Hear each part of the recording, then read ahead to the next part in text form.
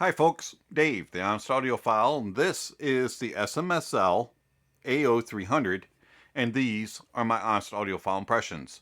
I want to thank Aoshida Audio for providing the SMSL AO300 for a review. Do greatly appreciate Aoshida Audio, you rock. Alright, so the SMSL AO300, this will set you back $290 from your bank account. It is a all-in-one DAC, headphone amplifier, and power amplifier. It has a DAC chip from Cirrus Logic, that is the CS43131.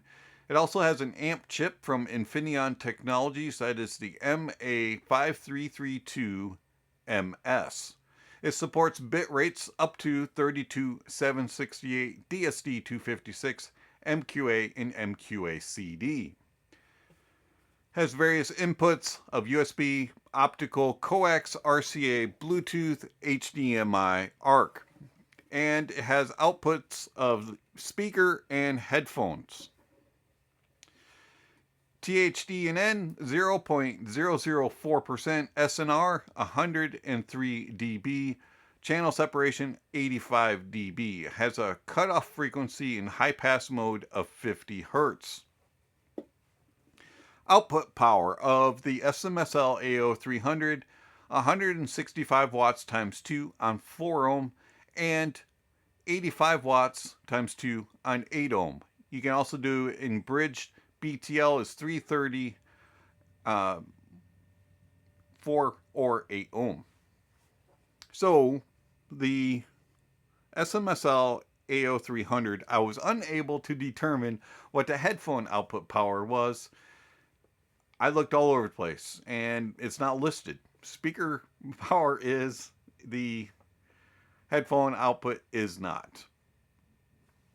More about that in a moment. Alright, so let's talk about the SMSL AO300. It comes in this white box, picture on the front, some descriptions. Oh, we have a high-res sticker. It's gotta sound good.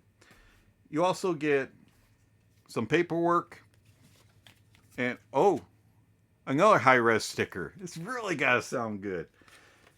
The paperwork actually is very handy and it explains a whole lot. So I highly recommend that you give that a look.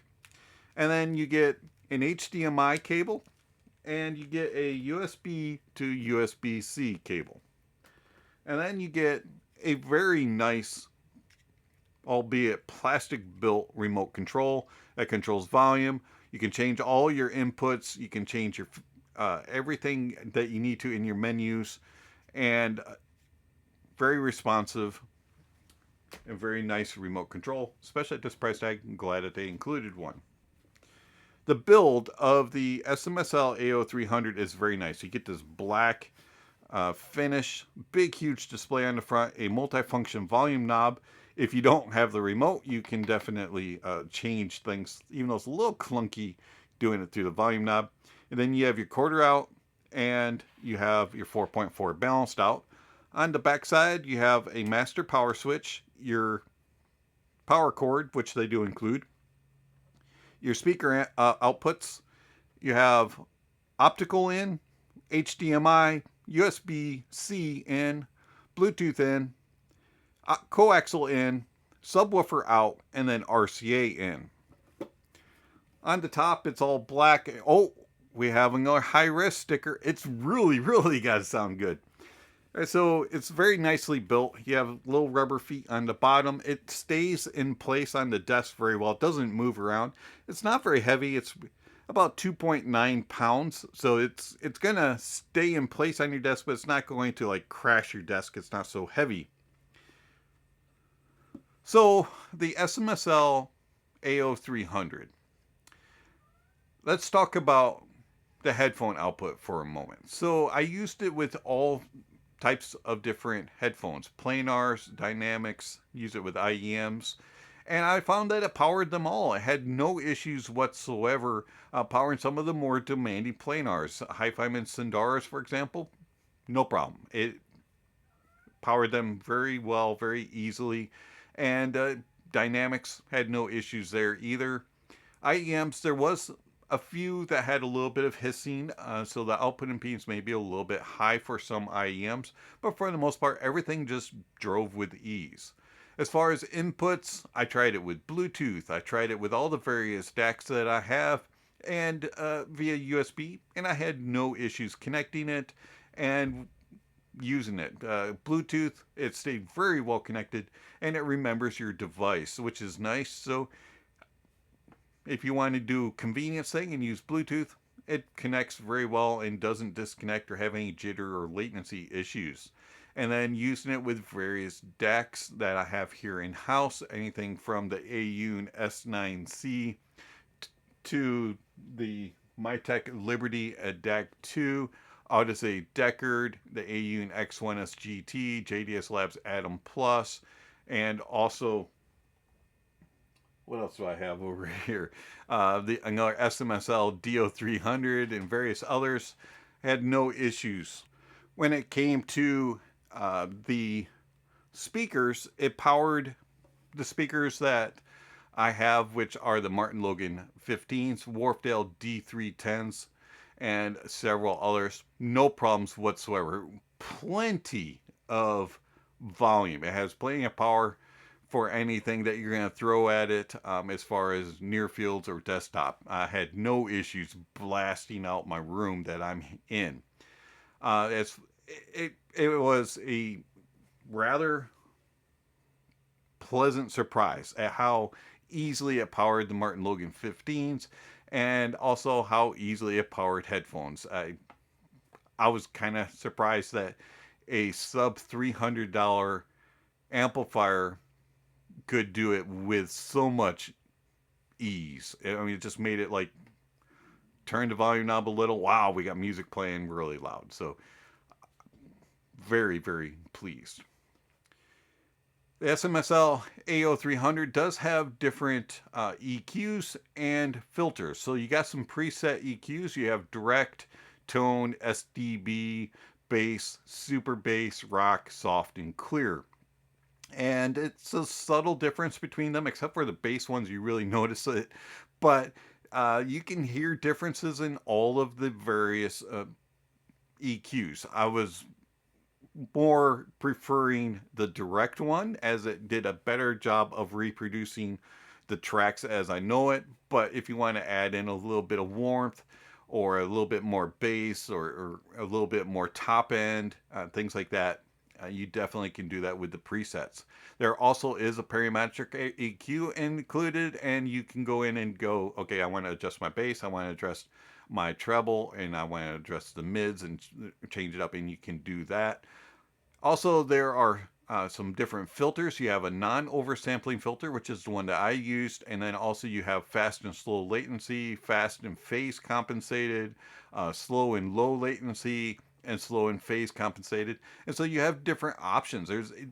For $290, I was rather impressed at all the different filters and all the different EQs and the abilities to EQ your sound. And it just works, and you actually do hear the differences. Another nice thing is you do have a dimmer on the display, so you can get really bright or it can be dimmed out, and you can change the colors of the lettering that displays on the display. You have choices from white, green, yellow, orange, red, blue, cyan, and purple. So I mean, it just changes everything out, which is a nice touch. So SMSL has included pretty much anything that you want, especially in a budget headphone amplifier, power amplifier, and DAC. But the most important thing is, how does it sound? I found that the SMSL AO300 has a very neutral, natural sound signature. And spoiler alert, I love it. The SMSL AO300 is fantastic. You're not going to add in a bunch of color to your sound. It's going to reproduce the tracks as they're intended and as you're used to hearing it. It's going to reproduce it in a very neutral way, and it doesn't matter what the source is. It's going to reveal how your DAC sounds, whether you're using the internal DAC or one of the DACs that's sitting on your desk. If you're used to a certain sound signature, you're going to get that. And it's very nicely done. And that goes for speaker out and headphone out. Now, the headphone out is a little bit more leaning towards warm, not like excessively warm, but there's just a little bit more tint of warm on the headphone output than there is on the speaker output, but it's minuscule.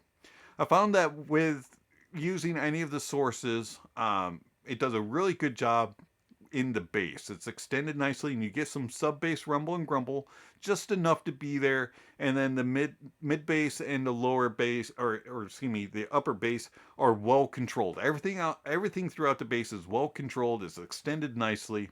Using speakers, if you add in a sub bass or subwoofer for a little bit more in that sub bass, you'll get a little bit extra, and it'll fill things in a little bit more.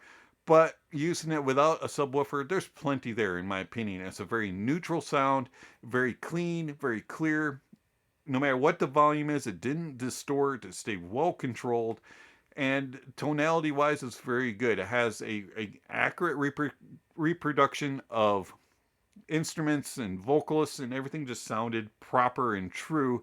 And then details and resolution are very good. Going into the mids, there's this natural reproduction. It's not too elevated, it's not too forced, and it's not recessed. It's just very even keeled and very neutral, and yet very enjoyable. I found that there was just this uh, pleasurable listen when it comes to the mids. Everything just sounded the way it should, and because we hear the mids the most, it just kind of included you, and it's kind of put you in the moment, and it revealed things in the way that it should, and it sounded accurate and true. And I was very, very impressed with the mids representation. Details and resolution are very good. I was really surprised, especially at this price point. And then tone and timbre is very accurate, and everything just sounds natural. Going into the treble extends nicely, and there's a nice amount of air, and there's enough space. I did find that there's a slight softness to the treble, and it just takes a little bit of that edge and bite off. Now, there is still crispness, there's still edginess, but at times it does soften it just a little bit, so you don't have a whole lot of ear fatigue.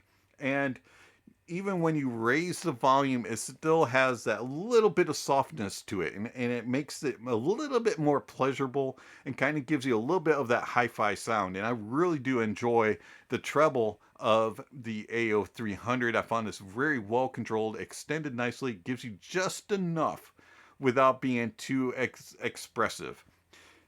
And detail retrieval and resolution in the treble is very good. As I said, it's a little bit soft, so if you're looking for the 100% reproduction, it could have just a little bit more crispness and edginess, but you can change the filter if you want to go to the clear filter. That will add in just a little bit of that. I found that the direct was more accurate and true in my opinion, but if you're looking for just a little bit more bite, the clear may be the setting that you want to use when it comes to EQ.